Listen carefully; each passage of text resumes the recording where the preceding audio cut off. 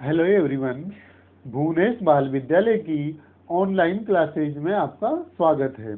बच्चों, अभी तक हमने 7 पाठ इस वसंत पुस्तक से पढ़े हैं। अब हम इस पुस्तक के 8वें पाठ शाम एक किसान का अध्ययन करेंगे, जिसके कवि हैं सर्वेश्वर दयाल सक्सेना।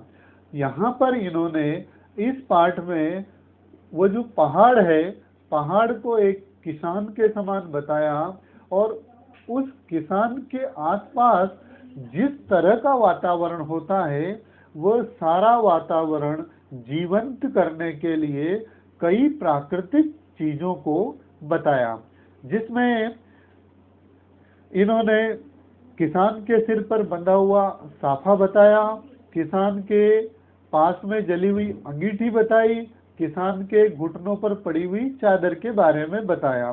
तो बच्चों, एक बार थोड़ा सा इसकी समरी देखते हैं, इसके बाद पाठ पढ़ेंगे। ये पाठ सर्वेश्वर दयाल सक्सेना द्वारा रचा गया। इस कविता में सर्दी की शाम को एक किसान के रूप में प्रस्तुत किया गया है। यहाँ कोई किसान नहीं है, अपितु सर्दी की ऋतु में किस तरह से शाम का दृश्य बताया गया है। पहाड़ ऐसा लगता है जैसे एक किसान है, किसान नहीं है, केवल पहाड़ है जो एक किसान के समान लग रहा है, और उसने आकाश रूपी साफे को अपने सिर पर बांध रखा है। पहाड़ों के नीचे बहती हुई नदी ऐसी लग रही है जैसे किसान के घुटनों पर चादर पड़ी हो। वही परिवेश है जो ग्रामीण होता है। पास में खिलखिलाते पलाश के लाल लाल फूल ऐसे लग रहे हैं जैसे अंगीठी में अंगारे दहक रहे हों। पलाश के जो फूल आसपास खिले हुए हैं वो अंगारों के समान लग रहे हैं। पूरब दिशा में फैला हुआ अंधकार भेड़ों के झुंड के समान लग रहा है। सूरज पश्चिम दिशा में है, शाम का दृश्य है, तो सूरज पश्चिम दिशा में डूब रहा है और ऐसा दिखाई देता है जैसे सुलगती हुई चिलम। किसान बैठ करके चिलम या हुक्का पी रहा हो जैसे। इस शांत वातावरण में अचानक मोर की आवाज सुनाई देती है। ये भी ग्रामीण परिदृश्य है। किसी ने कहा हो, सुनते हो, और इसी के साथ चिलम औंधी यानी उल्टी हो जाती है, अर्थात सूर्य डूब जाता है और चारों तरफ धुआं ही धुआं नजर आता है, अर्थात चारों तरफ अंधेरा हो जाता है।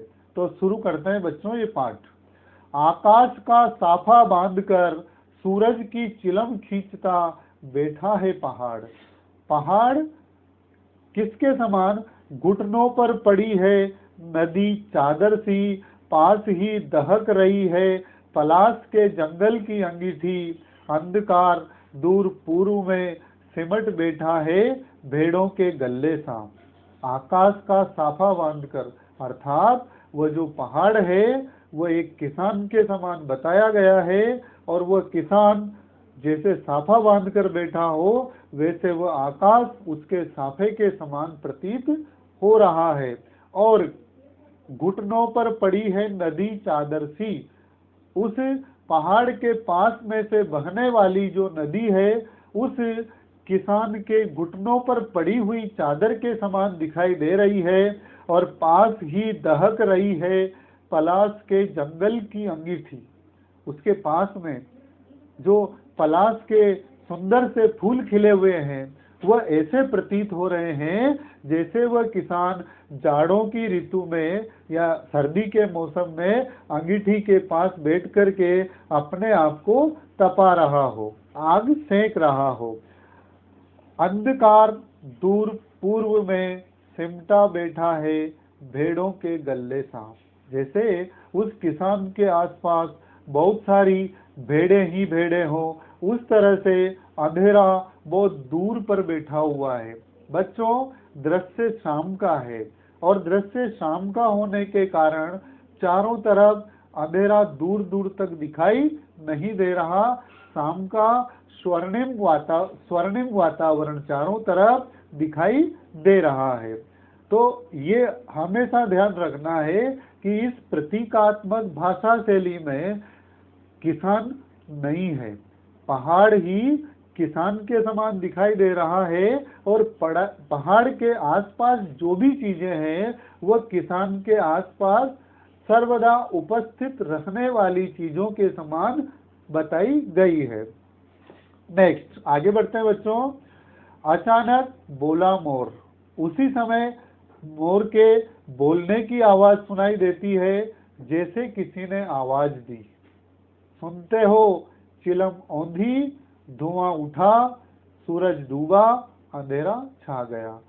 शाम का वातावरण धीरे धीरे प्रकृति परिवर्तन के साथ रात्रि में परिवर्तित होता जा रहा है। अंधेरा प्रारंभ होने जा रहा है। अचानक मोर बोला और उस पहाड़ के पास से जब मोर की ध्वनि सुनाई देती है तब ऐसा लगा जैसे किसी ने उस किसान को आवाज दी हो कि सुनते हो, और उसी समय चिलम औंधी हो जाती है, अर्थात कुछ समय बाद वह चिलम रूपी सूरज डूब जाता है। धुआं उठा, सूरज डूबा, अंधेरा छा गया। जैसे चिलम को औंधी करने के बाद अर्थात बुझा देने के बाद जैसे धुआं उठता है, अंधेरा हो जाता है, अर्थात वो अंगारा अब दिखाई नहीं देता, उसी तरह से सूरज के डूबने के साथ ही चारों तरफ अंधेरे का साम्राज्य धीरे धीरे आना प्रारंभ हो जाता है। तो बच्चों, इस तरह की ये जो कविताएं होती है ये प्रतीकात्मक भाषा शैली वाली कविताएं होती है, जिसमें सर्वेश्वर दयाल सक्सेना ने प्रकृति का मनोहारी चित्रण किसान और उस किसान के आसपास की वस्तुओं के माध्यम से किया है। इस पाठ में कुछ महत्वपूर्ण जो शब्दार्थ हैं वह हम अभी देखते हैं। प्रश्नोत्तर की पीडीएफ आपको व्हाट्सएप के माध्यम से भिजवा दी जाती है। साफा सभी लोग जानते हैं, पगड़ी को कहते हैं। चिलम एक मिट्टी का एक पात्र होता है, एक लाइक कोण जो होती है उस तरह का, आइसक्रीम की कोण जैसा शंक्वाकार, तो उस तरह का पात्र होता है जिसमें तंबाकू भर करके पिया जाता है। इसके बाद इसमें खींचता है का मतलब उसका कष्ट ले रहा है। फिर है दहक रही है अर्थात जल रही है। और पलाश हमारे राजस्थान का ही एक महत्वपूर्ण पेड़ है जिसको जंगल की ज्वाला भी कहा जाता है। गल्लेसा अर्थात एक समूह, ग्रुप। और इसमें केवल औंधी शब्द एक और आया है, औंधी से तात्पर्य है उल्टे से।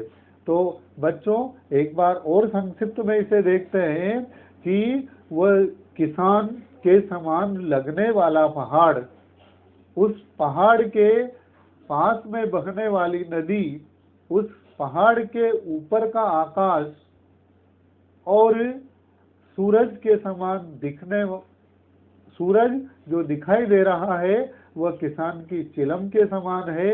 इस तरह का परिदृश्य बताया गया। मोर का बोलना ऐसा प्रतीत होता है जैसे किसी ने उस किसान को आवाज लगाकर ये कहा हो कि कैसे हो, क्या कर रहे हो या सुनते हो, इस तरह से एक बात की गई है। और उसी समय अंधकार धीरे धीरे आना प्रारंभ हो जाता है, उस स्वर्णिम शाम की समाप्ति हो जाती है। तो बच्चों इस तरह से ये पाठ आपने पढ़ा और अब इस पाठ से संबंधित जितने भी प्रश्न हैं वो आपको पीडीएफ के माध्यम से भेज दिए जाएंगे। किसी भी तरह की कोई भी समस्या के लिए आप इस पाठ के संबंध में जो भी आप पूछना चाहो वो व्हाट्सएप पे कंसल्ट कर सकते हो। धन्यवाद।